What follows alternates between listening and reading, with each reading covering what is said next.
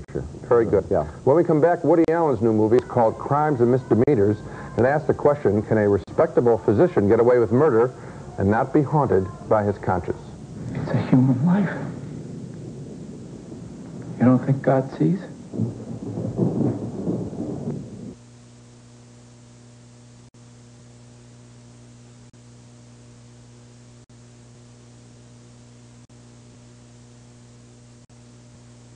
Our next movie is named Crimes and Misdemeanors, and this is one of the very best movies Woody Allen has ever made, a movie that moves back and forth between drama and comedy to paint a cynical and despairing and sometimes very funny portrait of the modern world. The movie cuts back and forth between two stories. The main story stars Martin Landau as a respected eye doctor who is happily married and treasures his reputation in the community. That's why he's so angry when his unstable mistress, played by Angelica Houston, writes a letter to his wife.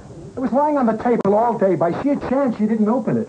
By a miracle, I got it first. You told me over and over again you'd leave, Miriam. We made plans. I didn't. You did. I gave up things for you, business opportunities. Dreams. And there were other men who wanted me. What do you want from me?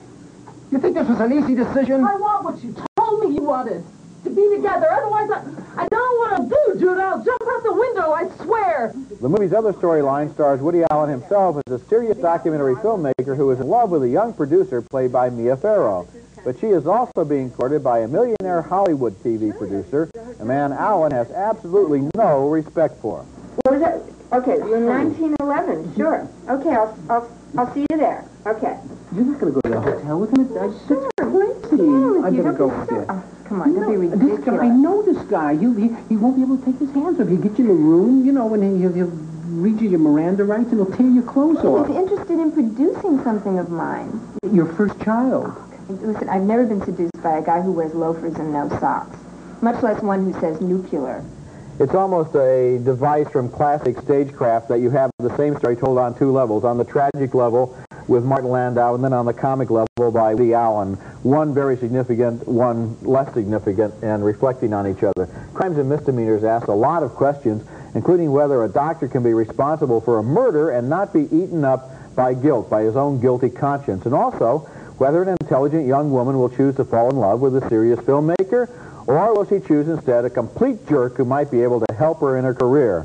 Allen's answers are so consistently pessimistic that they end up being funny in a dark sort of way. And this is the first movie I can remember where virtue is punished and evil doing is rewarded. A rare movie that considers serious questions and yet plays like a thriller. Well, the whole issue is that this is the essence of the 80s we're seeing. I mean, where can you do something for my career? Can I get away with it?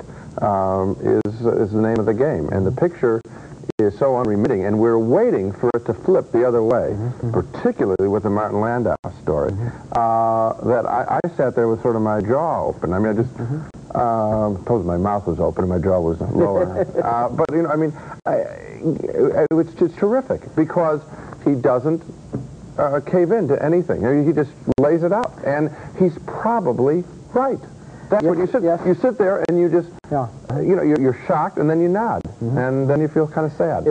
You're right. It's a movie of the 80s. It took till 1989 to make it. That's so much of our movies and our television and our fiction tends to support these pious platitudes about how you can't live with a guilty conscience. You can't do something that you wouldn't like to see yourself doing. You wouldn't like to think of yourself as a murderer or a thief.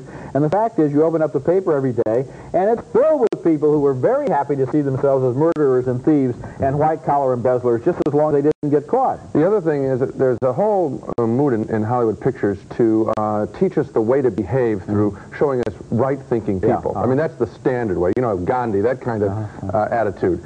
And here's a picture that comes along and shows us possibly the way to behave by showing us the way people do behave, and it isn't good. You know, and it's much more, to me, it's a much more interesting approach. Woody Allen was, it was suggested to Woody Allen that this movie was pessimistic or cynical. And his answer was, he said, I would rather describe it as realistic. Absolutely. And in a way, that may be the right word. Coming up next, and it's a lot of fun, but shocking in a way. Good movie. Coming